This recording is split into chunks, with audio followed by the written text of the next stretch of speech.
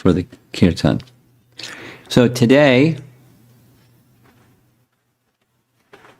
it's the day after Srila Prabhupada's Vyasa Puja, and so I thought it'd be nice, somebody suggested, discuss Srila Prabhupada. And one of the things that we plan to do, Krishna permitting, is have a discussion about the prayer that Srila Prabhupada wrote upon reaching the harbor in Boston. Very celebrated song, and it's going to be sung in Bengali. And I can't explain it in Bengali, but I can explain it in English. So you'll see when we get there the context.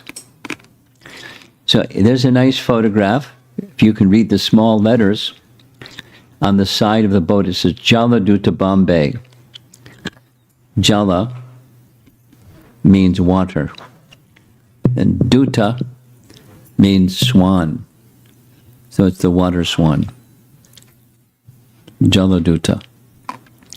And this is the boat, a steamship cargo boat that Srila Prabhupada took passage to come to America.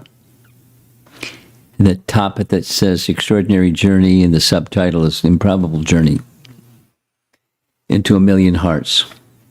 So how it, there's little mini steps of the history of Srila Prabhupada.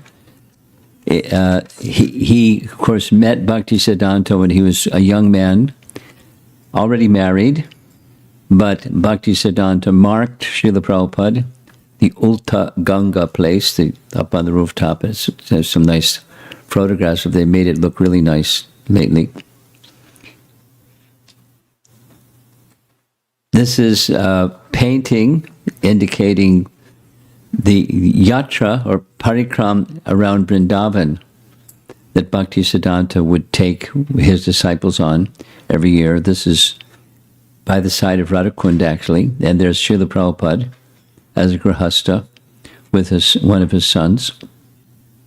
And Prabhupada's name was Abhay Charanaravinda. That was his given name, Abhay Charanaravinda Day. So Bhaktisiddhanta said to his uninitiated disciple, I had a desire to print some books. If you ever get money, print books. Pretty direct. Standing by Radhakund and beholding his spiritual master, Abhay felt that the words deeply enter his own life. If you ever get money, print books.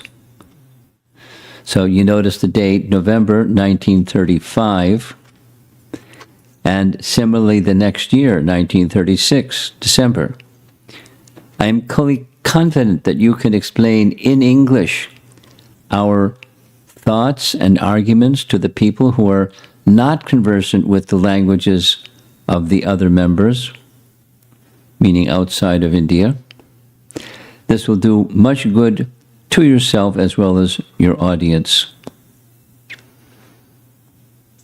So the first meeting, go back in time, the first meeting was 1922. And in 1922, there was a conversation.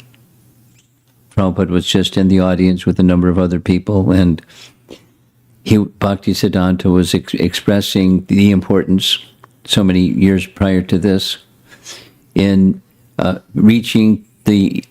following his spiritual master, or his father rather, Bhaktivinoda Thakur, to reach the message to the West, outside of India, take the message far and wide.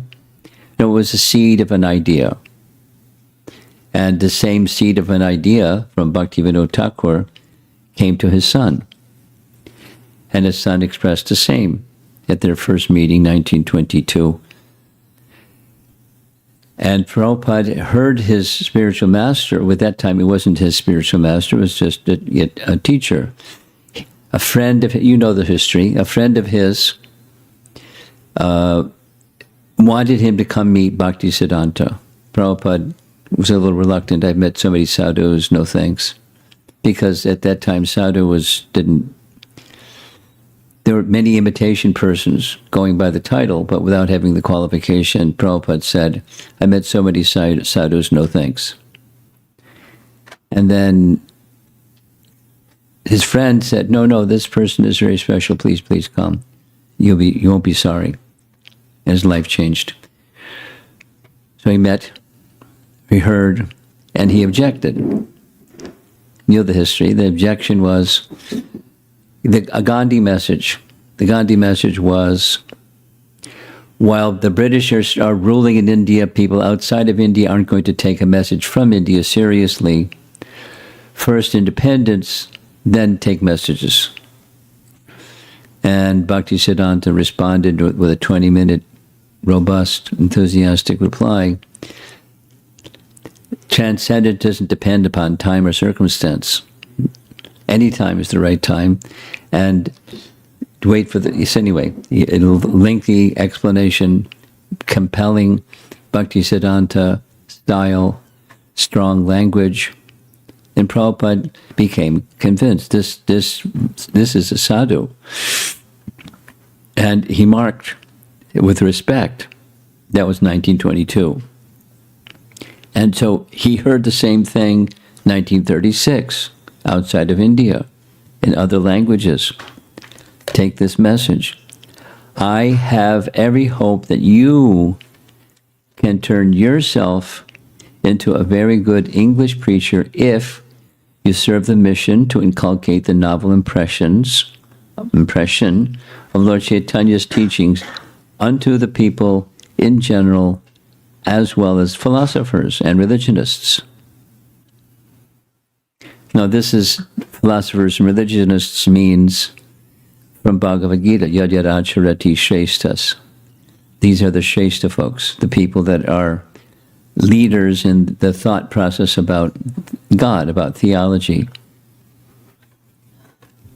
And so Bhaktisiddhanta wanted the people in general, but he also wanted the thoughtful individuals, the philosophers and religionists, to at least have the opportunity to hear.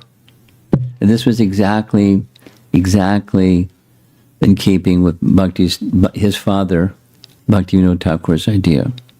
Exactly. And so Bhaktisiddhanta is passing the baton, or the mantle, or the responsibility, his part, to our spiritual master,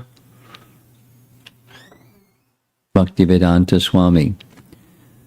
So he took it up seriously. He's heard it now for the second time, and he took these two personalities you see in the painting. There's Bhaktisiddhanta and Bhaktivinoda Thakur.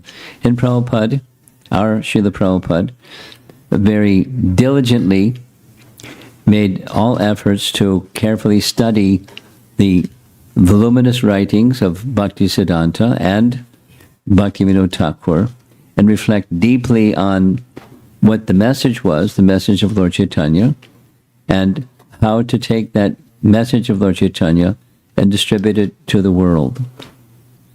So the word that's used here is assiduously. It's a nice adverb.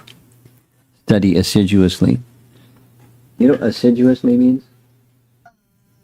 Vigorously, thoroughly, assiduously. It's a vocabulary word for you. So you learn something every day.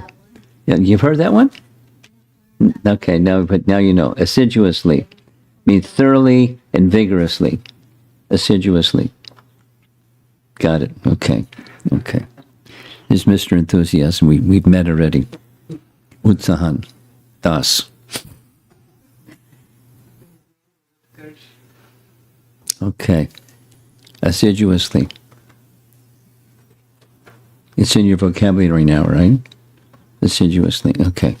So assiduously, Prabhupada studied the writings of Bhaktisiddhanta and Bhaktivinoda Thakur, and he was preparing the rest of his life, the latter part of his life, under the order of his spiritual master, to become familiar with the teachings so he could propagate the teachings. Now, from his father as well as, from the personality of Godhead, Prabhupada already had bhakti. He had bhakti from the get-go. And his father nourished that bhakti like anything. And so bhakti plus the teachings of Bhaktisiddhanta and teachings of Bhaktivinoda Thakur. And he was preparing himself to do what he did later in his life. Now, as a young man, as we heard already, he's a grahasta.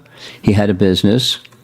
And in the year of 1957, his business started to fail. There's slips and falls in anything, any undertaking, business world also.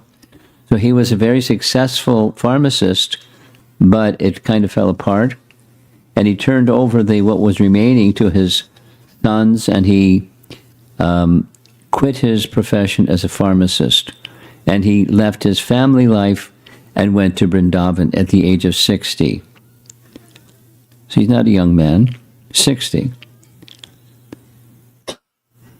60. And the painting, the photo here is Keshigat. Keshigat is a very nice place. It's a place of Krishna's pastimes along the side of the river Yamuna, beautiful river Yamuna, pictured here, darkish color and reflection of the Keshigat on the far end. You see that tall building, that's the Madan Mohan temple, not far from Keshigat.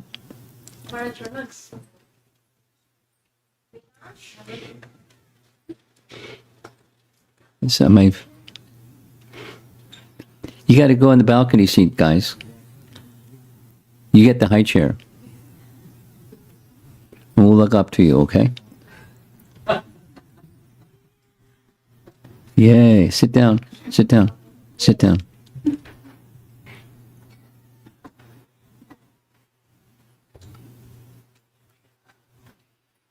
Okay. So the place where he stayed, starting in 1956, a few years ago, he was 60 years old, and he stayed in this little room. He rented a room from from a family that had a temple in their home, or in their extended family kind of living situation. And this is the place where he stayed. And in this little tiny space, you can see that's his bed, the place for his book by his bed. And then there's, towards us, there's a little desk. And then there's his bookshelf, and then there's clothes cabinet. That's it. That's it. From a quite successful, wealthy grahasta to now living as a vanaprastha man in Vrindavan by Keshigat. And he began writing his translation of Canto 1 Srimad Bhagavatam, the Bhaktivedanta purports for Canto 1 Srimad Bhagavatam, because he became inspired, as he was instructed, to take the teachings of Lord Chaitanya, which are not different than the teachings of the Srimad Bhagavatam. So he started translating the Bhagavatam. Imagine, 60-year-old man, he proficient in English and scholarship from studying Bhaktisiddhanta Bhaktivinoda, writing a commentary on Srimad Bhagavatam. And in the course of time, this didn't take too long. In 1959, there we see Keshava Maharaj, his sannyasi, disciple of Bhaktisiddhanta, who lived in Mathura. And Keshava Maharaj inspired, and more than inspired, he instructed Prabhupada to take initiation, or sannyas, order of life. So there's Prabhupada standing with his sannyas danda. I was sitting alone in Vrindavan writing. My god brother insisted to me, Bhaktivedanta Prabhu, you must do it. Without accepting the renounced order of life, nobody can become a preacher. So he insisted. He insisted. Practically my spiritual master insisted. He wanted me to become a preacher.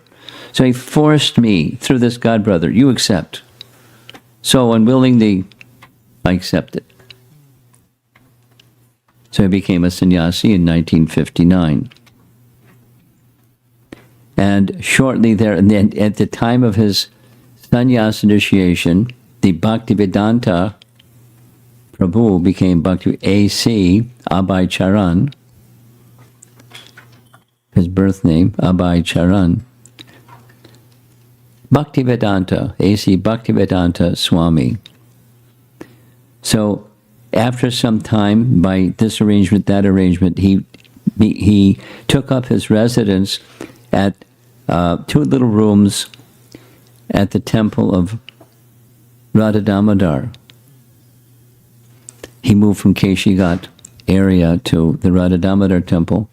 It was arranged by one very nice sannyasi from Radharaman, Vishvambar Goswami, arranged with the Goswami in charge in Radha Damodar to rent him 2 rooms. This is one of the rooms where Srila Prabhupada would cook. It wasn't really a kitchen, it was just a little kerosene cooker. And he cooked. And then he offered at his altar. And then you see him looking out the window. And what did he see out the window? He saw the samadhi of Rupa Goswami. And there's a little tree. This is what it looked like before they started building the place up, and you can hardly find the Bhajan Kutir and the samadhi of Rupa Goswami anymore. It's like they built so many things there. But he would call to them, Rupa, Sanatan, Gurudev, please give me your mercy. Without your mercy, I cannot do anything. Give me the mercy. Please give me the strength so that I may fulfill your orders. He's a beggar. And one day, by divine arrangement, suddenly Rupa Goswami appeared before him while he's in the dead of night writing the Bhaktivedanta purports. Rupa Goswami, Prabhupada told this story later. Rupa Goswami appeared before him and spoke. Imagine. Maharaj, don't worry about anything. Go ahead and travel to the West and preach. Just preach the message of Sri Chaitanya Mahaprabhu and the chanting of Hare Krishna. You will be successful. I guarantee you, because I will be right there with you all the time. So these were formative years, but he got a significant encouragement from Bhaktisiddhanta and Bhaktivinoda Thakur, and here Rupa Goswami, no less. And in the course of making interviews of the local people, one Babaji in the area was interviewed. Nice fellow, nice big beard, Vaishnav Tilak. Hridayananda Babaji Maharaj.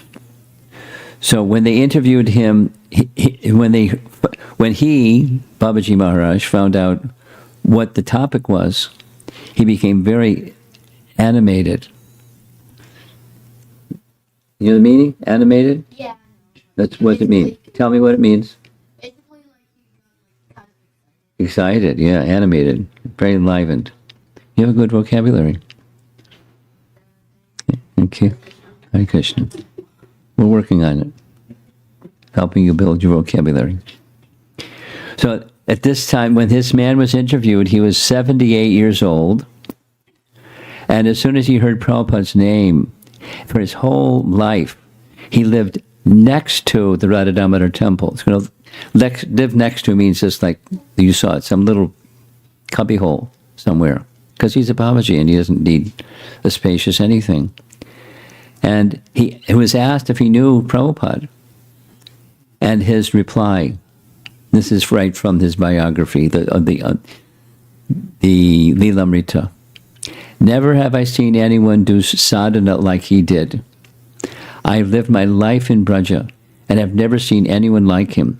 Prabhupada did many arduous things. Arduous? Difficult. Difficult. Arduous. Difficult. Not easy. Difficult. Arduous. He did many arduous things. He worked very hard at the Radha Damodar temple. At that time, it was very austere, undeveloped, muddy, dirty, with no facilities. Many years later, when I heard that it was he who actually had been chosen by Chaitanya Mahaprabhu to spread the Hare Krishna Mahamantra around the world, I was not at all surprised.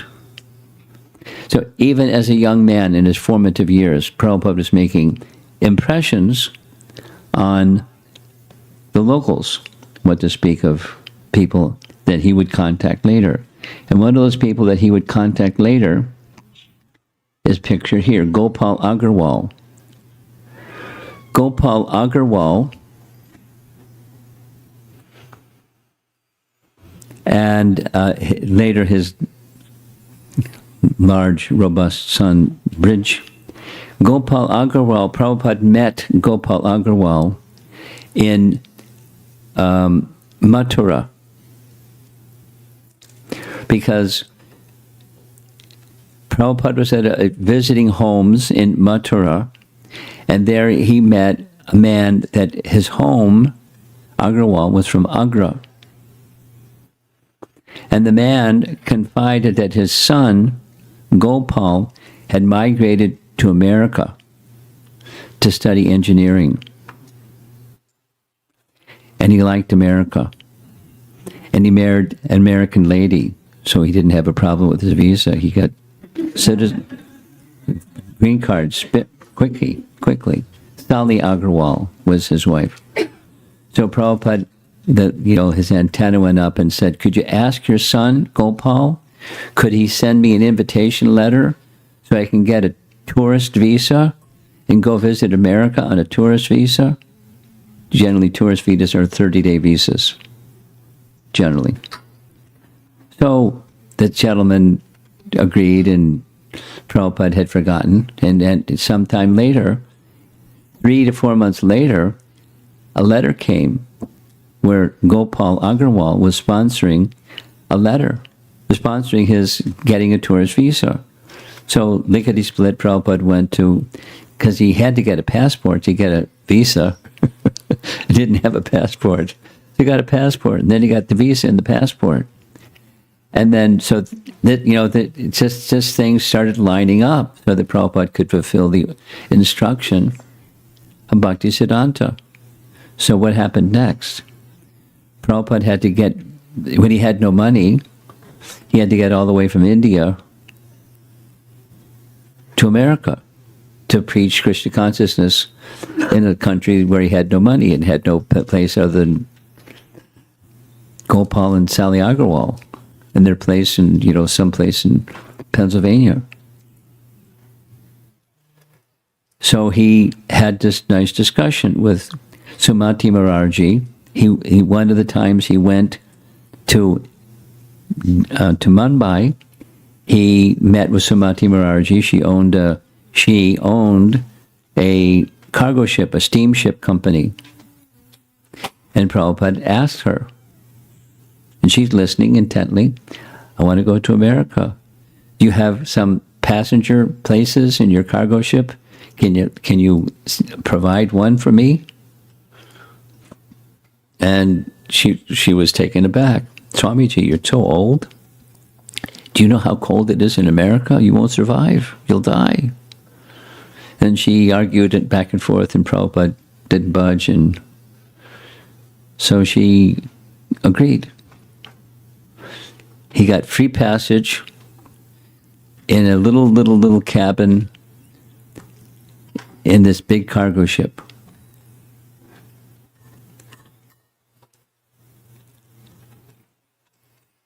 She made other offers. She said, "You can stay here in Mumbai, and I'll help you, and I have a lot of faith in your bhakti." So she gave a passage. So there's Prabhupada's passport, his stamp, as he's at the port of departure. You know how it works. No, we don't go through cargo ship ports. We go through airplane ports. But they stamp your. So there's Prabhupada. It's called the P form. And those ages, all these obstacles, and Krishna permitted him to pass through all these obstacles. And there he goes, boarding the Jaladuta with a little suitcase. And, of course, along with the suitcase, there at the age of 69, think of somebody that's 69, he got on the boat along with his, it's a cargo of, because the cargo ship. So with the cargo, these Srimad Bhagavatam volumes 1, 2, and 3, first canto. If you sit right there, then people can't get through. Come forward a little bit if you wouldn't mind. Thank you. Thank you very much. And in the course of his passage, he kept a diary. Later, the diary was turned over to some devotees, and it became known as the Jaladuta diary. So there's the cover of the book, including Prabhupada's photograph, and then the ship. And off he goes on his journey to the west. Now, it started in Calcutta, went without all the whole, around the southern tip of India, and then through the ocean, and so many things happened. So there's all in his Jaladuta diary. In the course of traveling across the country, he suffered 2 heart attacks. And this is a painting, a very nice BBT painting, where Krishna came, placed his hand on his chest, and gave reassurances to Prabhupada, don't worry, everything will be all right. And sure enough, everything was all right. As you see in the painting, this Prabhupada had a dream the night of the second heart attack that he told later. He saw this, there you see the Jaladuta in the foreground in the painting, and then in the background there's this giant ship. And the giant ship was in his dream the night of the second heart attack. Lord Krishna, along with his incarnations, were rowing a boat. And the boat was pulling Srila Prabhupada's ship all the way to America. It's a nice big boat with different incarnations of the Lord, and we were protecting Prabhupada's passage. So this is an excerpt from his Jaladuta diary. Today the ship is plying very smoothly. I felt better today. But I'm feeling separation from Sri Vrindavan and my lords, Sri Govinda, Gopinath, Radha Damodar. The only solace is Sri Chaitanya Charitamrita, in which I am tasting the nectarine of Lord Chaitanya's Leela.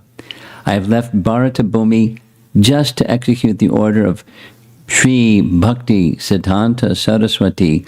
In pursuance of Lord Chaitanya's order, I have no qualification, but I've taken up the risk just to carry out the order of His divine grace.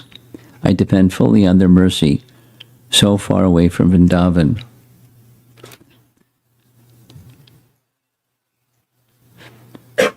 He's an elderly gentleman, 69, on a boat, going to a country that he just, by the skin of his teeth, he got a visa and a passport and a P form and all this, procedure. And this was at a time in the world where it was post-World War II, and they're just beginning to issue visas to go from one country to another country, because prior there was no visas.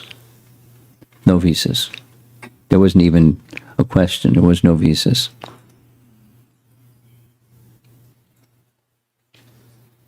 And he got it.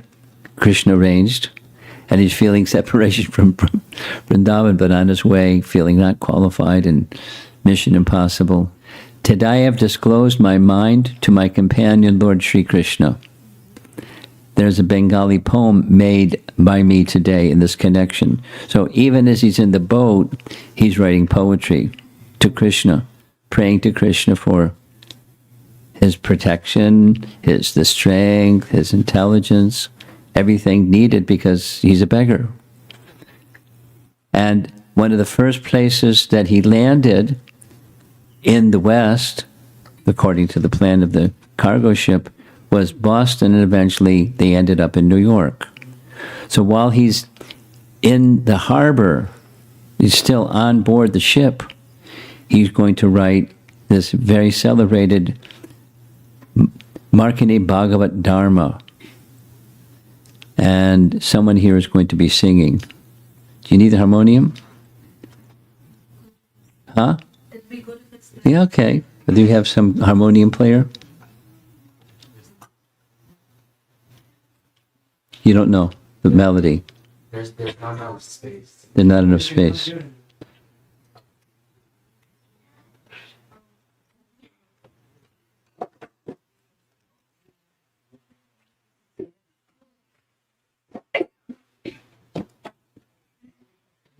Look at that. Magic space just showed up. But do you know the melody? Oh, you do. You rehearsed a little bit. Somewhat. Okay. So here's the words. There's some sheets, and if you want, you can look it up on your magic cell phone. In Vedabase, you follow the title of the song. Here's the title of the song, Markine Bhagavata-dharma. Markine Bhagavata-dharma.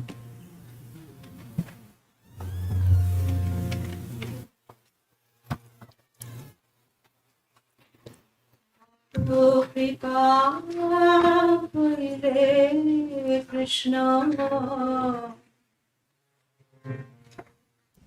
অধমেরো প্রতি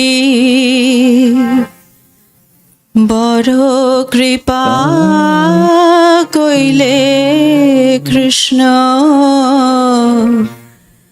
অধমেরো প্রতি কি লাগিয়া নিলে হেতা করো এবে গতি কি লাগিয়া নিলে হেতা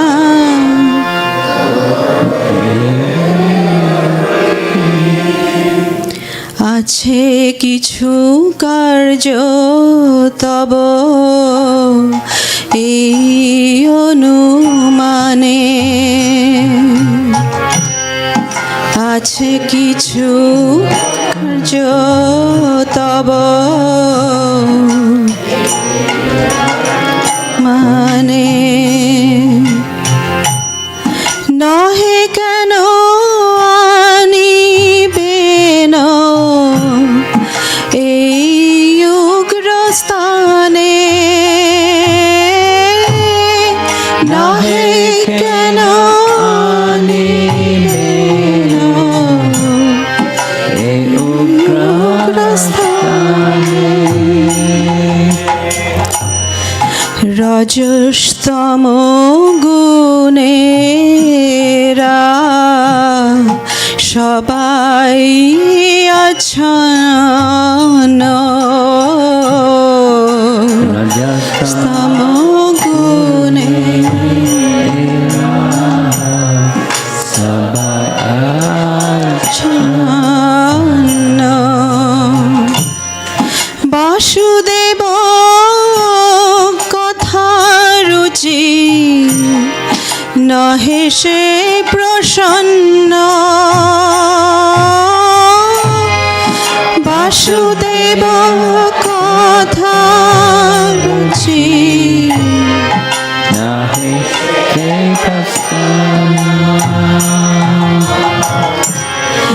তবে যদি তব কৃপা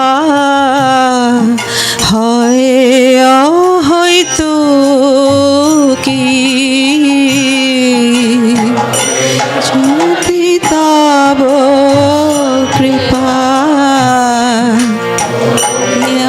হয়তো কি সকলই সম্ভব তুমি সে কত কি সকলই সম্ভব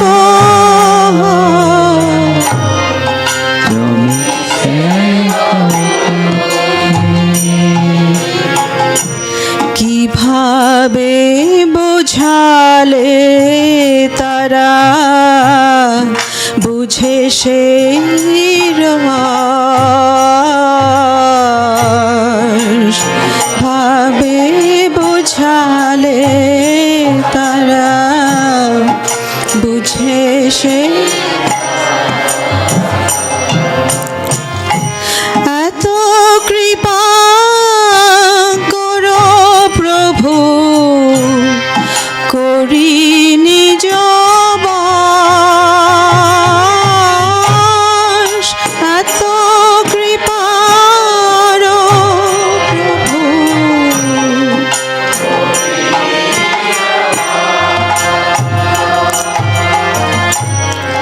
তোমার ইচ্ছায় সব হয় মায়া বশ।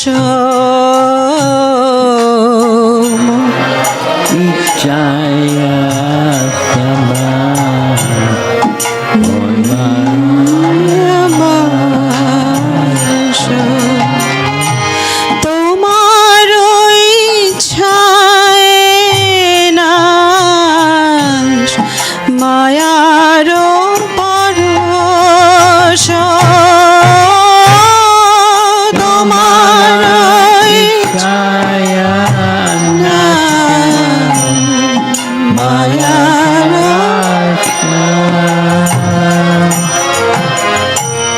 তব ইচ্ছা হয় যদি তাদের উদ্ধার।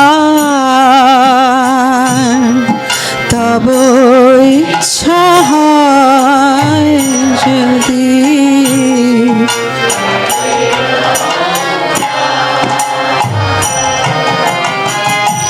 বুঝিবে নিশ্চয় তবে কথা সে আমার। বুঝিবে নিশ্চয় তবে কথা সে তোমার। ভগবতের কথা সে তব অবতার। ভগবতের কথা সে তব অবতার। ধীর হইয়া শুনে যদি কানে বারবার। ধীর হইয়া শুনে যদি কানে বারবার। রজস্তম হতে হবে পাইবে নিস্তার। রজস্তম হতে হবে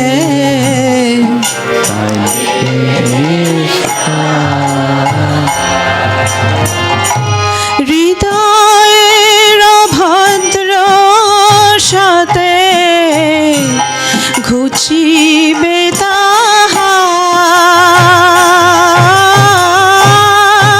হৃদয়ের ভদ্র সাথে ঘুচিবে তাহার।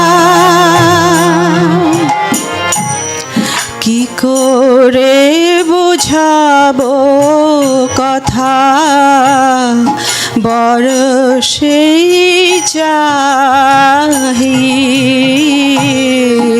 কি করে বুঝাবো কথা বড় সেই চাহি। ক্ষুদ্র আমি দীনহীনা কোনো শক্তি নাহি। ক্ষুদ্র আমি দীনহীনা কোনো শক্তি নাহি। অথচ এনেছ প্রভু কথা বলিবারে।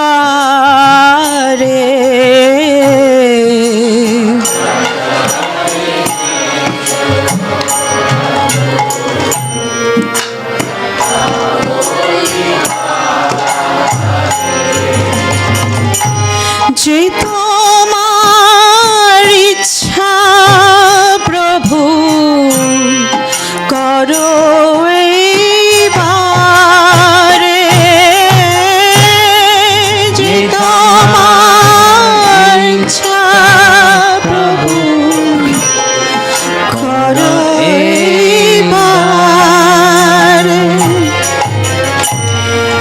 অখিল জগত গুরু বচন সে আমার,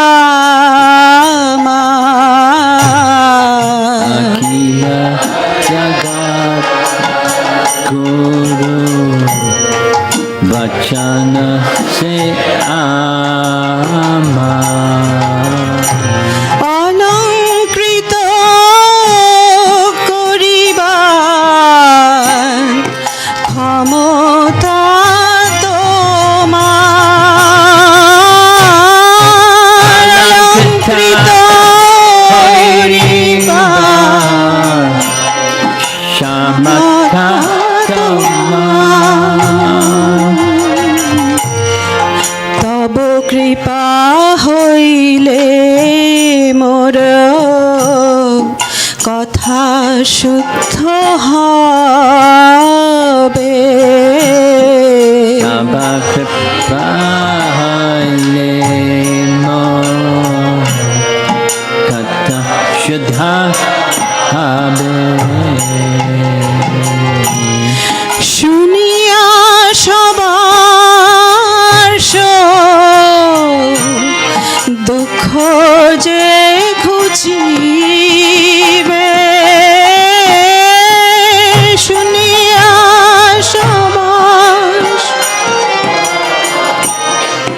দুঃখ যে ঘুচিবে, আনিয়াছ যদি প্রভু আমারে না চাতে, যদি প্রভু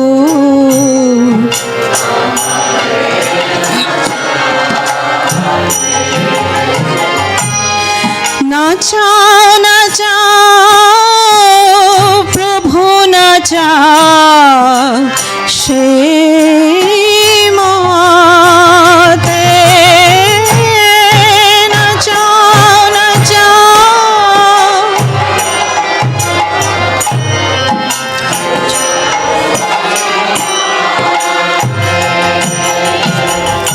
কষ্টের পুত্তলি যথা, না চাও সে মতে, কষ্টের পুত্তলি যথা, না চাও সে মতে। কষ্টের পুত্তলি যথা, না চাও সে মতে,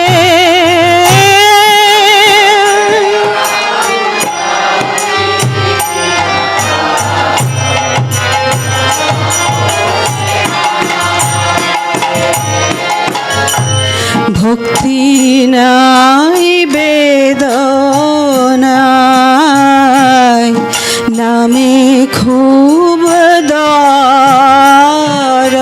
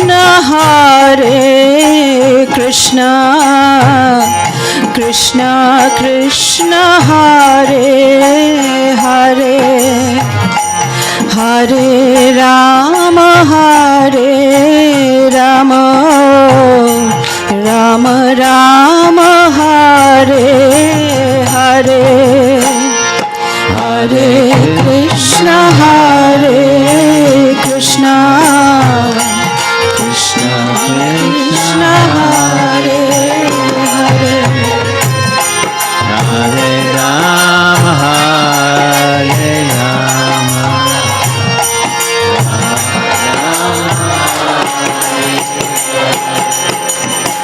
Hare Krishna Hare Krishna Krishna Krishna Hare Hare Hare Rama Hare Rama Rama Rama Hare Hare Hare Krishna, Hare Krishna, Krishna Hare Hare, Hare Rama, Hare Rama, Rama Rama, Hare Hare. Prabhupada Jaya Prabhupada Jaya Prabhupada Jaya Prabhupada Prabhupada Jaya Prabhupada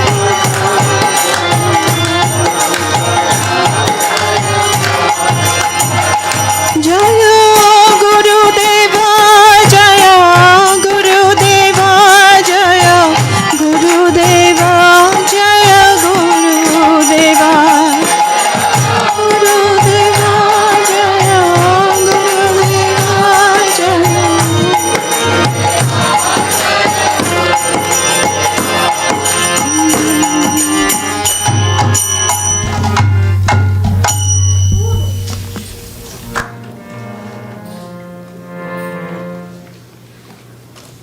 Okay. In case you didn't understand Bengali, we're going to give the English translation. And as you see, it's quite long. And words carefully chosen by our founder Acharya. There he is, this picture.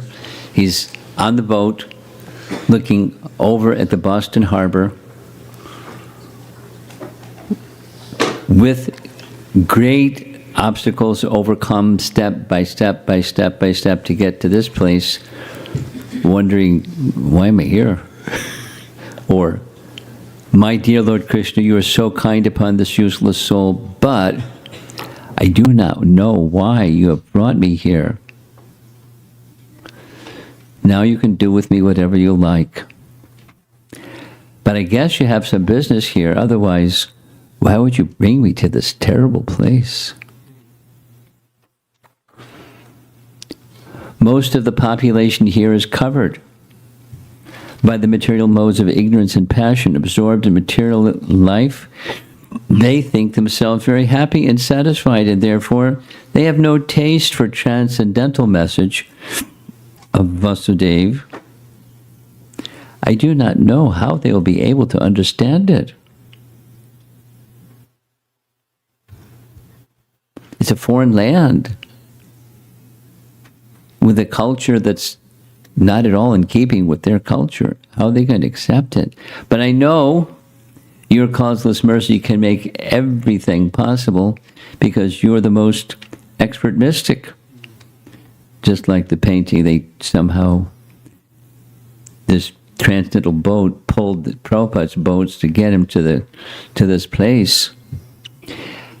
How will they understand the mellows of devotional service? Oh Lord, I'm simply praying for your mercy so that I will be able to convince them about your message. So, your message, it is Bhagavad Bhakti. All the living entities have become under the control of the illusory energy by your will, and therefore, if you like, by your will, they can also be released from the clutches of illusion. I wish that you may deliver them. Therefore, if you so desire their deliverance, then only will they be able to understand your message. So it's mission impossible made possible by the will of the person who put them in illusion. He can pull them out of illusion if he likes. The words of Srimad Bhagavatam are your incarnation. And if a sober person repeatedly receives it with submissive oral reception, then he'll be able to understand your message.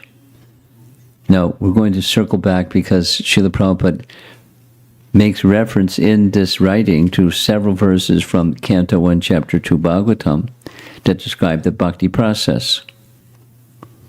So we'll go back and do that part. He, the person who hears regularly and repeatedly and submissively, will become liberated from the influence of the modes of ignorance and passion, and thus all inauspicious things accumulated in the core of the heart will disappear. Gradually, of course. How will I make them understand this message of Krishna consciousness? I am very unfortunate, unqualified, and the most fallen. Therefore, I am seeking your benediction so that I can convince them, for I am powerless to do so on my own. This is a transcendental reality that all devotees should be constantly aware of, reminding themselves, because the tendency to forget is strong.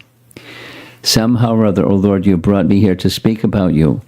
Now, my Lord, it is up to you to make me a success or a failure as you like. O spiritual master of all the worlds, I can simply repeat your message, so if you like, you can make my power of speaking suitable for their understanding. Now, this is Prabhupada in San Francisco in Golden Gate Park, and Prabhupada is there with Mridanga, and he's playing Mridanga and looking around. It's hippie loka, and people that know drug, sex, and rock and roll, they don't know Krishna, but there they are with Prabhupada and his young Western followers. Subal is Prabhupada's left, and different young devotees just assisting Prabhupada. Only by your causeless mercy will my words become pure. I am sure that when this transcendental message penetrates their hearts, they will certainly feel gladdened and thus become liberated from all unhappy conditions of life. This is the Bury Place Temple in London. Very celebrated place, Radha, London Ishwara, and Prabhupada's little Vyasasan there. O Lord, I am just like a puppet in your hands. So, if you have brought me here to dance, then make me dance. Make me dance, O Lord, make me dance as you like. And then ending with powerful humility. I have no devotion, nor do I have any knowledge, but I have strong faith in the holy name of Krishna. I have been designated as Bhakti Vedanta. Now, if you like, you can fulfill the real purport of Bhakti Vedanta. After 2 heart attacks and so many obstacles, and there he is looking at the Boston Harbor, thinking, yikes. It's such a terrible place. I've come with a message, but how are they going to understand the message? Because. So he's praying to Krishna with great sincerity. This is his way of acting in Krishna consciousness, with not a clue when he stepped, because the saying goes, when he reached New York, from Boston they went to New York, when the cargo ship pulled in the harbor, and then at a dock, He got off the boat on the dock, and didn't know whether to turn left or right. He had no money in his pocket. Who's going to do that? He had 14 rupees, which you can't exchange in America at that period of time anyways. Zero, zip. He had a dress in Butler, Pennsylvania. He didn't know how to get to, from the boat dock to the bus station, Port Authority bus station. They didn't have any money to get on the bus. I don't know how that one happened. They let him on, I don't know. He got off in Butler, Pennsylvania. And they didn't know he was coming. They didn't have a cell phone or ring him up saying, hey, I'm on my way. Come meet me at the bus station. Nothing. Those that were in Prabhupada's association for any stage of life, several of those devotees would say that Prabhupada had complete faith and he was fearless. Unknown territory can be intimidating. But he was fearless. Not foolish, fearless. Feeling protected by Krishna at every step.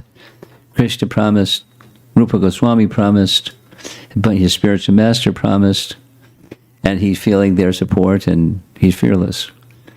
At the same time, completely humble. It's like and just a couple comments. The time that he came was perfect.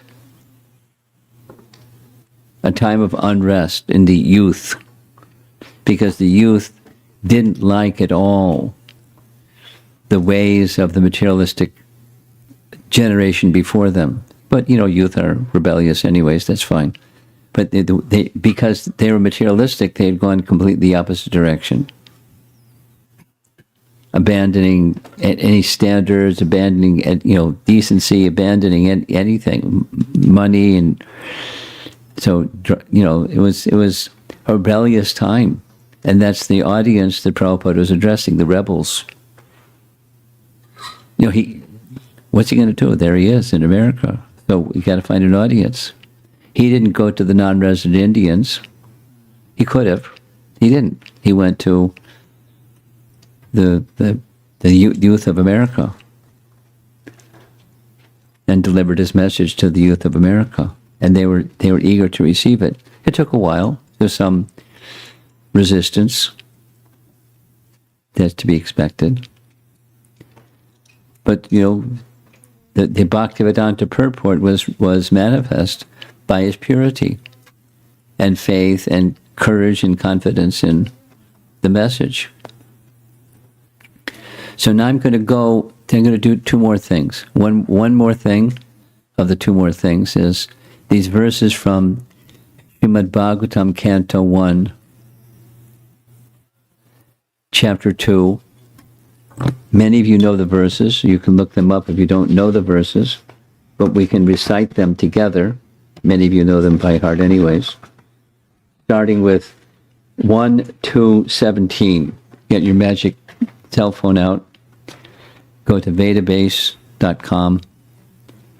1-17. Shrinvata Swakata Krishna Punya Shavana Kirtana Ridyan Takstohya Bhadrani Vidhunoti Suritsatam Nashta Prayeshu Abhadreshu Nityam Bhagavata Sevaya Bhagavati Uttama Shloke Bhaktir Bhavati Naishtuki Tadarajastamo Bhava Kamalobha Dayaschaye Cheta Etair Anavidham Stitvam Satve Prasidati Evam Prasanna Manaso Bhagavat Bhakti Yogataha Bhagavat Tattva Vijnanam Mukta Sangasya Jayate Vidyante Hridaya Grantis Chidyante Sarva Sangshaya Shiyante Chasya Karmani Drishta evatmani shure. And the translation from the BBT, the Prabhupada's publication. Sri Krishna, the personality of Godhead, who is the Paramatma, or Supersoul, in everyone's heart, and the benefactor of the truthful devotee, cleanses desire for material enjoyment from the heart of the devotee who has developed the urge to hear his messages, which are in themselves virtuous when properly heard and chanted. By regular attendance in classes on the Bhagavatam, and by rendering service to the pure devotee, all that is troublesome to the heart is almost completely destroyed, and loving service unto the personality of Godhead, who is praised with transcendental songs, is established as an irrevocable fact. As soon as irrevocable loving service is established in the heart, the effects of nature's modes of passion and ignorance, such as lust, desire, and hankering, disappear from the heart. Then the devotee is established in goodness, and he becomes completely happy. Thus established in the mode of unalloyed goodness, the man whose mind has been enlivened by contact with devotional service to the Lord gains positive scientific knowledge of the personality of Godhead in the stage of liberation from all material association. Thus, the knot in the heart is pierced, and all the misgivings are cut to pieces. The chain of fruitive actions is terminated when one sees the self as the master. Now, these are words that Prabhupada translated when he was still in India, and he's carrying the words and the mood and the message of the words with him when he comes to the West. And there he is in the West with the mood and the message. Fresh, still in the boat, carrying the message to the people. It's in his heart, and it's in his words, and it's in his actions, and in everything that he did. Pure devotion is an unstoppable force, rare to achieve, but Prabhupada had achieved it, and he wanted people to become happy and not suffer from the unnecessary sufferings of material existence. He very clearly understood the sufferings, having been as a householder and lived through that stage of life when people were mad after sense gratification and wealth, and which Krishna took from him and left him bereft, except for the bhakti that he had received from his father, and then in turn from Bhaktisiddhanta. Shh, boys, shh. It's distracting, please. Thank you.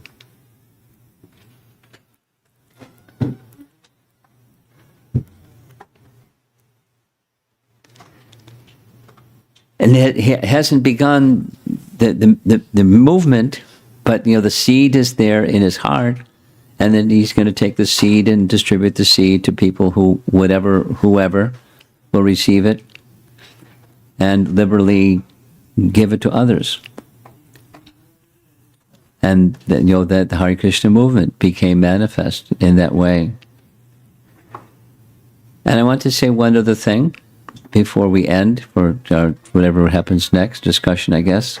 There's a lot of people here in a small space. I hope you're enjoying being crowded. Kind of reminds me of, the humble beginnings of Prabhupada in that little tiny room.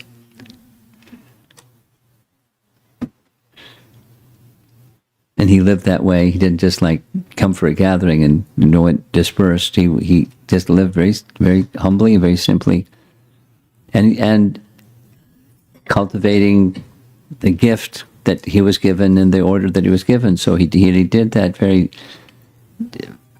in fixed consciousness, very fixed consciousness. So here we are. We're the recipients of all of that. And I've been hearing some whispers here and there. And then it gets quiet, and then I hear the whispers again here and there, and then becoming a little louder. So I've been asked to speak about the whispers. And the whispers, I mean, one way to say it is, just this afternoon I heard Prabhupada booming voice in Vrindavan. This is, the movement is well developed. And there he is in Vrindavan, and there's this amplification system that's really powerful, and his voice was double powerful on top of you could hear the birds chirping, it's Vrindavan sounds in the background, the sparrows, and sometimes peacocks, and there's this sound effects are there. And Prabhupada is very powerful. He was indicating, even here in Vrindavan today, there's this and there's that and there's the other thing. There are people that are so-called sadhus that they do this and they do that, they speak this and they speak that, and they're misleading people, and there's a lot of people that are ready to hear that misleading. And then he had no, but if you say no, you say yes to something. And then he went into a whole thing of, therefore society needs brahmanas and qualified persons to lead society, even here in Vrindavan, what to speak of the rest of the world. And he yad yad ashrati shrestha, his indication, the refrain was that verse from Bhagavad Gita. He was appealing to his audience, and that's what I'm doing right now also, appealing to the audience to become shrestha, the best of the mankind. And shrestha means with proper character, conduct, speech, exemplary persons. This young boy, we have to teach him that, you teach him this vocabulary word, shrestha, qualified person, a person of ideal character. So we're supposed to become, to lead, to take the place where we are, the Kali Yuga place, we're here, we could be somewhere else, we could have the same mission somewhere else. Be exemplary persons without the compromise. The compromise is what? And then you fill in the blank, and there's many options. But, one of those options that seems to be a stumbling block, maybe it's not unique to this place, but is it stumbling block? Where persons feel some entitlement to, I'm a devotee and I'm doing what I understand what devotion is, and that's it. And then there's a person over there that says, I'm doing devotion and I know what devotion is, and that's it. And then there's some disagreement and some quarrel or conflict, or the other forms that resting upon false ego. It's not shrestha person resting upon false ego. If I'm at the center, guaranteed I'm going to be in conflict with another person that think that I'm at the center. Or they think that they're at the center, not me at the center. It's going to be conflict. And this is going on due to false ego, due to a misconception of who we really are. Or say it the other way. If we have the proper conception of who we are, it's as Srila Prabhupada is saying at the beginning and the middle and the end of this prayer, humility. I have no devotion, nor do I have any knowledge, but I have strong faith in the holy name. That's what's on my screen, it's also on your screen also. So without misconception, without pride. Supposing there's pride, there's conflict. Supposing there's no pride, what's that? That's the spiritual world.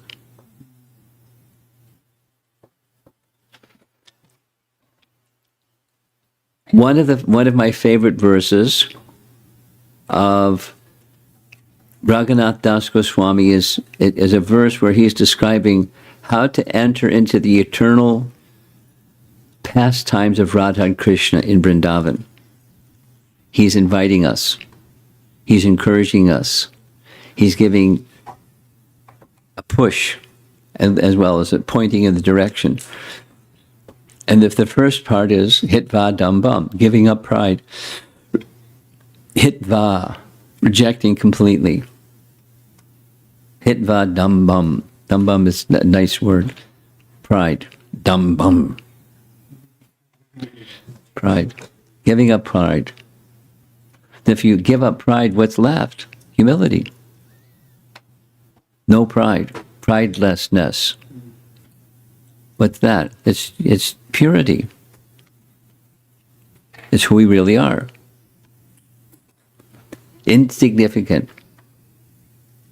Not entitled. Not I'm right because I'm doing bhakti and so get out of my way, here I come.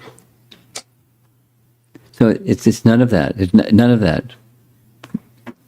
That's the example of our Acharya. That's what enabled him to do what he did. He got the empowerment to do what he did because he was a fit recipient for that empowerment. And if we have pride, we're not going to be empowered to do anything but make conflicts in the association of devotees or in the world. We're not going to transform the world.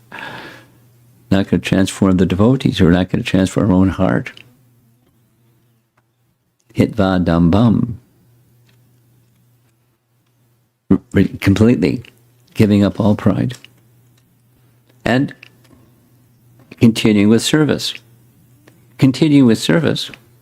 But service following the example. The other part of this verse from Rupa Goswami, Raghunath Das Goswami's writings, Mana Shiksha, is following the teachings of Rupa and Srupa Damodar and Sanatana Goswami and their followers, following the 6 Goswamis. They weren't proud. They were more accomplished than tens of thousands of any one of our ISKCON people put together. So qualified, but no pride. Teaching with humility how to receive and to give, and to carry out the activities of service in association with other devotees and uplift. It takes purity to do all that.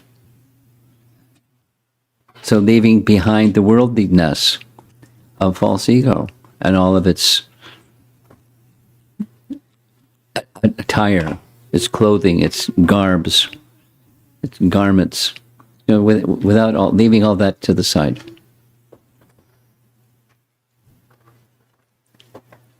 So that's what's needed to become to come out of the material conditioning that we've known so well into the house of bhakti, where it's to become pure, is to act and to receive and to give to others, that place of purity. And then there's transformation of ourselves inside,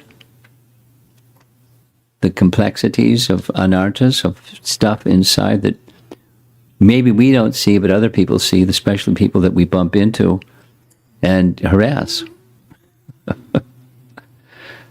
People can see it very easily, but when somebody taps you on the shoulder and says, "Excuse me, there's some stuff inside. You need to get rid of that stuff that's inside, please, because it's disturbing you and disturbing others." And you're going to get a pushback.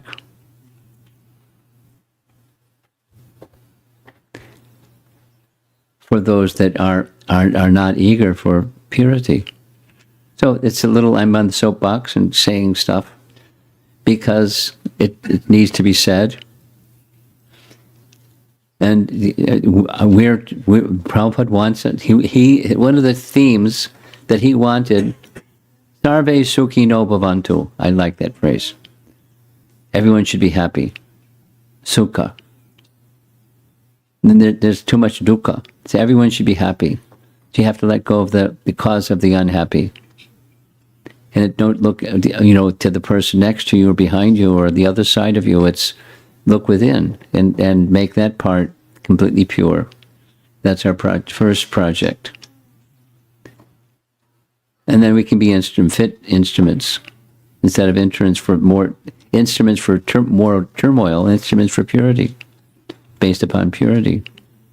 I mean, the whole pastime of Krishna's appearance, from the mind of Vasudeva to the mind of Devaki to the womb of Devaki, from the mind of Nanda to the mind of Yashoda, to the womb of Yashoda. It starts with purity. When the mind is pure, when the heart is pure, then we can transmit the pure. Without it, we're making a mess, or less than what it could be. Put it that way, less than what it could be, should be. So it's a worthy thing to emphasize, so that the Hare Krishna movement can continue to expand as our founder Acharya would want it to. And he will smile, Krishna will smile, we'll become happy. The others that interact with us will become happy instead of disturbed. Then we're successful.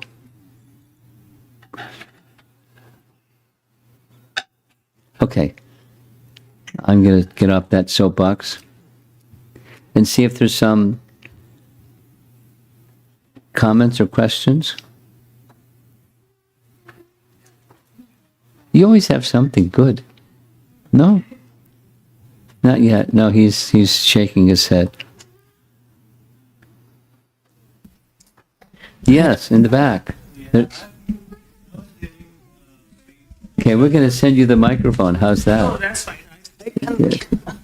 It's okay. There are people that may not be able to hear you otherwise. Yeah, no, I was about to ask, I agree everything you just said. Really? But it is very difficult to implement what you just said for a normal person, right? Right. So how do we achieve that or get close to anything like that? Okay. You said open your heart and then be pure person, and then we can reflect everything, right? So sometimes it is, it looks very non-achievable thing considering the kind of world we are living in. So you're an honest man. I'm honoring your honesty. Thank you. And the world we live in is like that, not just you. The world we live in is like that, and our heart is like that because we live in the world. Yeah. And our heart is like that. So now, that's, the question is what to do, because it seems unachievable. It's exactly, your question is exactly what this song that Prabhupada wrote when reaching the Boston Harbor was speaking about. And he turned to these verses. I'll request you and any other one else in the room to turn to these verses from Srimad Bhagavatam, Canto 1, Chapter 2, where the process of purification is described. It's a process. And put in very simple language, the process is resting upon sound, or hearing transcendental sound from the proper source. And Srimad Bhagavatam is exactly the proper sound from the proper source. And the topics are in relation to Krishna, and it's magical. It works on the heart level with things that need to become pure, can become pure by sound at the heart level. And then comes implementing, which is what you're asking. How do you, okay, that's a nice notion. Now, what about me? Because, it's mission impossible. So then we need to regularly hear, and we need to be in the mood of service to the book Bhagavat and the person Bhagavat. You familiar? Nityam Bhagavata Seva, Bhagavata. So there's the devotee. There's the book, Bhagavata, and there's the person, Bhagavata, in relation to Bhagavan. So we serve the devotees. And that's simple. Just like we just did. Chintamani has, her mother tongue is Bengali. So I wanted her to sing because it's her mother tongue and she can sing in a way that a Bengali can understand. That's Bengali. So most of us aren't Bengalis. So you and I and some other rest of us in this room don't understand Bengali. There's some words here and there we pick up on, but so we need it in a language we can. So, but it's even if we didn't understand the meaning in English, just to hear the sound vibration is purifying, and this Bhagavatam is like that. It's way up there, like you say, like impossible. And how is it hard to achieve? At least very, very difficult. How to achieve? It's by sound, and the sound carries you to that place, and that's exactly what Prabhupada did. He sat with. Well, how to describe the people he sat with? Uncontrolled senses youth, rebellious, wanton sense enjoyers, drug, sex, rock and roll youth, and take that audience and transform them to gentle people. Mission impossible, right? Yep. And sure enough, because some persons remained uncivilized, but some persons also became purified because they heard regularly and faithfully and served that source. So that's the process. The mission impossible becomes possible by that process. Nityam Bhagavata Sevaya. Yeah. So find some persons like that. Yeah, I'm in search of that. Yeah, so Bhagavatas, persons that are immersed in the Bhagavatam, and they live it, and they speak it, and, they're immersed in it. And then hear from them and serve them.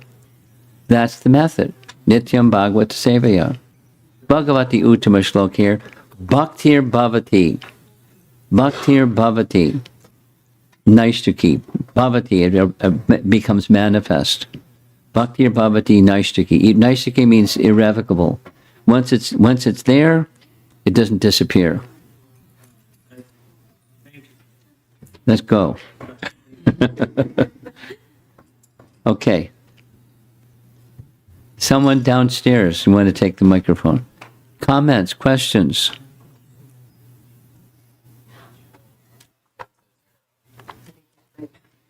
You have to hit that little magic button. Hare Krishna, You did, Maharaj. good. Thank you for making it here in such a bad weather. I started losing my sanity. When you saw the rain, oh no. I was in despair. Here comes this microphone number 2. I was in so despair that we I'm made not it. Sure. Krishna Krishna. Yeah, sure. But I had a faith. There's some more coming too. So now, That is true. what's your comment and question? Question was, how did you meet Prabhupada? You want to hear my autobiography? Maybe in couple sentences. Okay, a couple sentences. But definitely I would like to podcast. Okay. Quick. Once upon a time, I was a college kid, undergraduate student, upstate New York. So I'll give you like a geographical picture. And at the university that I was attending, Prabhupada visited. I didn't know who he was. I didn't know nothing about nothing. I was just a college kid walking through the student union and going to see a friend through one side, coming out the other side, and almost on the other side, there was a crowd of people around an assembly hall, Millard Fillmore room. And I never saw a crowd like that just at the door, so I wiggled my way through the door and went inside, and there was Prabhupada, chanting Hare Krishna. with Allen Ginsberg. This long, the making a short story, longer story, shorter. They just chanted, and the people were intoxicated, and they were hippies doing what hippies do, and they just chanted, and people became, and my life changed. I didn't know it at the time, but that sound vibration, back to this gentleman's question about Mission Impossible, just by hearing Prabhupada singing Hare Krishna, I didn't know what it was. I wasn't like reverential and, oh, woo, woo. It wasn't any one of those kind of things. It was just a college kid. And it impacted me. And then from that moment, another thing happened, another thing, a series of events happened that led to further, association with devotees. And without all the details, because there's lots of details. But that's how it started. I just like this kid in college and just happened to, by chance, to meet a pure devotee. And it changed my life. Just the sound, vibration changed my life. Was it what? No, I didn't leap anywhere. It was gradual. It was quite gradual. It happened quite gradually, but your question was, how did it start? And I answered your question. Accidentally, coincidentally, but it wasn't an accident or coincidence. And then from that door being opened, then there's another door. And I was a curious kid, so I went through the next door, went through the next door, went through the next door, and I found myself with a bead bag on my hand. I mean, it's like there's many steps in between now. But,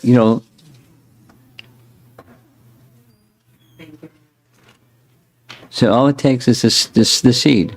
And the seed giver gives the seed. And then you continue hearing the sound. And then you continue it, that was a few years ago.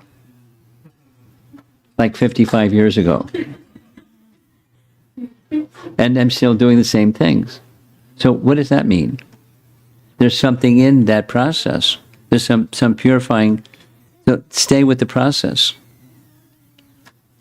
You, not just her or him or something. Stay with it. Anyone else?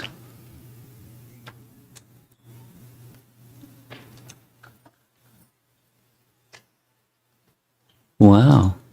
Okay, you're letting me off easy.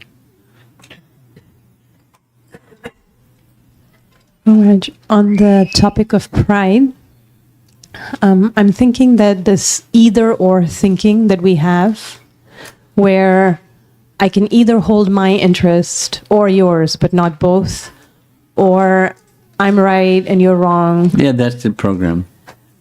This manifests at very micro If levels. I'm right, then you can't be right, right? Yes. Yes. It seems like this manifests at very micro levels, within ourselves, within the family unit. And then it also, the same tendency gets carried over to the macro level, to the level of the community. Yeah. And until we're able to address it in these daily interactions, this either or, holding it as a conflict between us, until we're able to do that on the basis of our purity and purification coming from the Srimad Bhagavatam and the process of bhakti, I'm not sure that we can actually transform it at the macro level. Then we go into the community and we take the same tendency.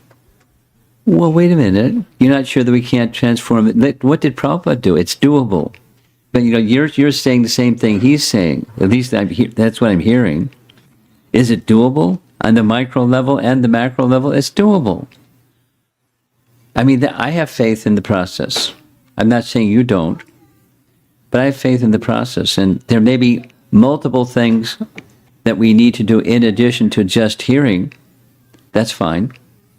But what's the horse that pulls the cart? Those other things that we need to do is the hearing. That's the horse that pulls the cart. and you pay attention to other things and don't pay proper attention to hearing, the cart's not going to move, because you have to have the horse to pull the cart.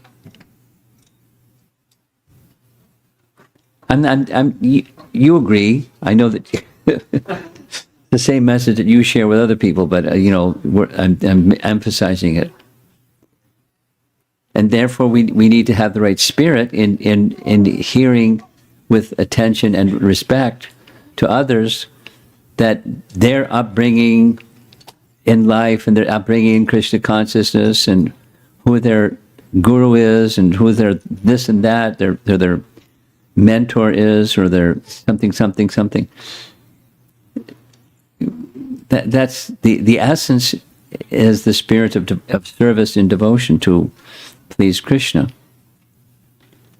And that's the horse that pulls the cart. You wanted to say some other things, then I kind of rained on your parade.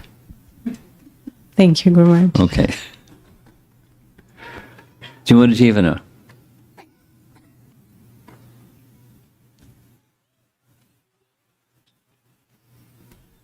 Maharaj, I just want to share a comment and see if you had something in response. Yeah. I was watching Following Srila Prabhupada, that series by Madhavi Shaka and Yadvar Prabhu. And I heard something today that really, struck me. That Prabhupada, you've shared the story of how Prabhupada would walk with Mother Yamuna. Yeah. And she was surprised to not see his footsteps. Yes. And then today I heard from an Australian devotee in DVD number 8 of that series, that Prabhupada, even in Australia, completely disassociated from this other story. He said other devotees were walking around with Prabhupada on grass, and every other devotee was stamping on the grass, and you can see the grass sort of go down. Yet Prabhupada, wherever he stepped, there was no mark of a footprint. Same story, different, completely context. Different. And what struck me, is like, it seems really clear. We don't need mystic necessarily things to happen, but it does impact us to hear these things, to admire and appreciate that Prabhupada's not from this planet. That's right. He's just not from, and what he did, never in the prior to him, nor will ever anyone be able to do what he has done, because of just absolutely phenomenal world traveler Acharya. It's like I'm I don't know, just blown away, Maharaj. And feelings like super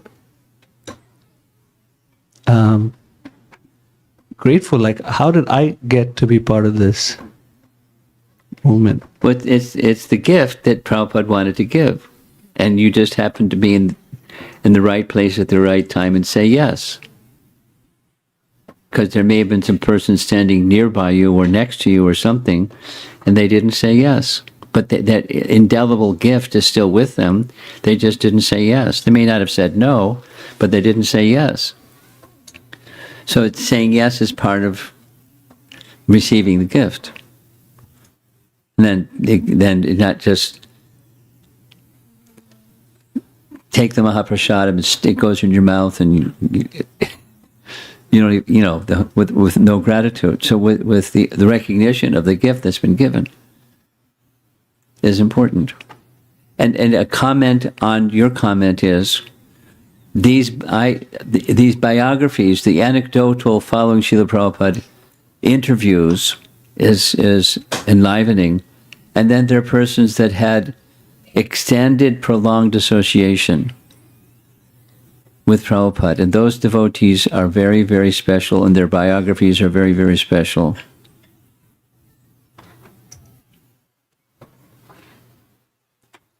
And it's worth immersing oneself in those biographies, because they have it up close, an understanding, like intimate understanding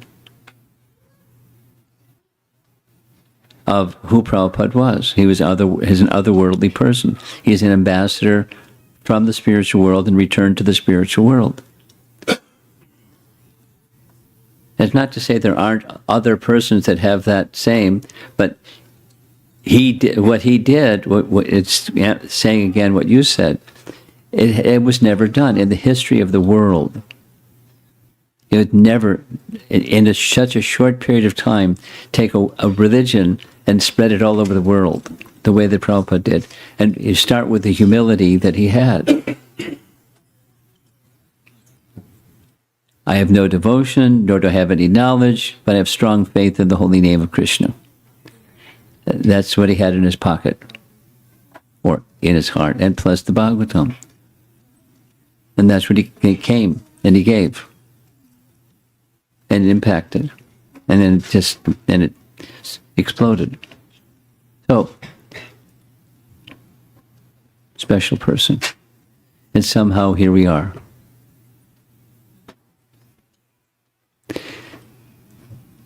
Anything else? Yes, you have one more. You get one more. And then we're going to end.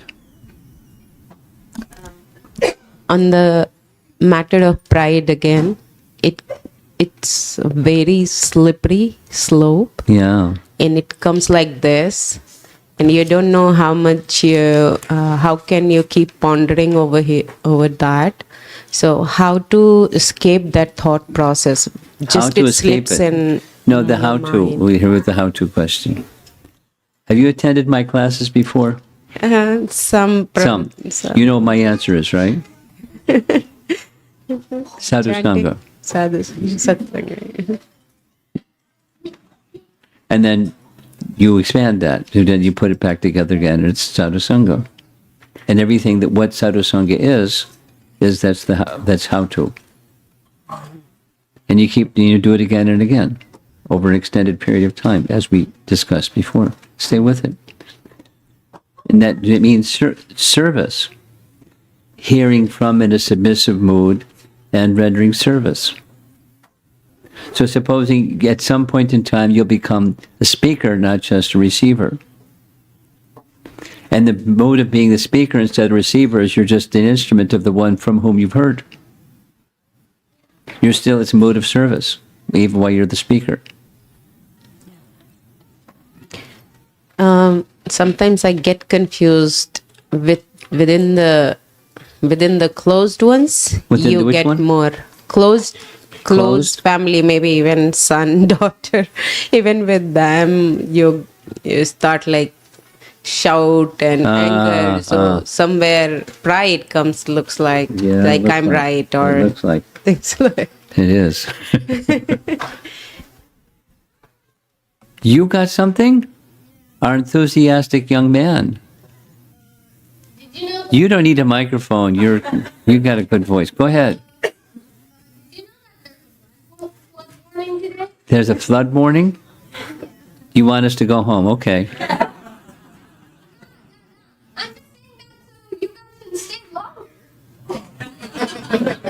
Just in case we can spend the night, huh? Because it's flooding out there, so we'll spend the night. Is that okay? Better check with Mom and see what she says.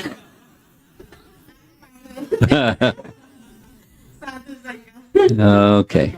Srila Prabhupada ki jai.